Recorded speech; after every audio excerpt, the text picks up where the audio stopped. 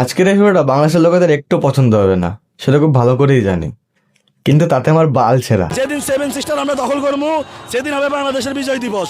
যে দেশের মানুষদের মামাকে বাবা ও বাবাকে মামা বানাতে 2 মিনিট সময় লাগে না, সেই দেশের নাম হলো বাংলাদেশ। तू समझा नहीं, तू समझा नहीं। সরি, বাংলাদেশ। বাংলাদেশ তো বটেই, বাংলাদেশ তো তার ডাক না। খুব দারুণ লজ্জার ব্যাপার। এই বাংলাদেশের কিছু সাধারণ পাবলিক এমন এমন কথা বলে, বোঝাই যায় না এদের ব্রেন মাথায় থাকে না পোঙাত তলায় থাকে। আমার মনে হয় না এলিয়েন দিয়ে হোগা মারালেও এদের ব্রেনের জায়গায় আসবে। এই ভিডিওটাকে দেখো, চুদনা কি বলে শোনো, তারপরে যা দেওয়ার আমি ভালো মতন দিয়ে দিচ্ছি। মূল লড়াইটা হবে ভারতের সাথে।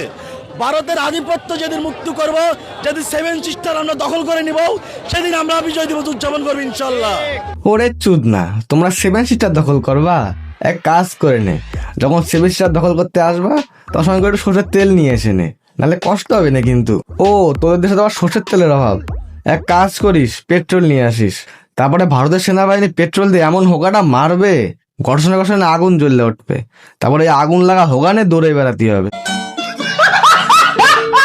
তখন না পারবি কাউরে কইতে, না পারবি সইতে। চুদনা 7 সিটার দখল করবে।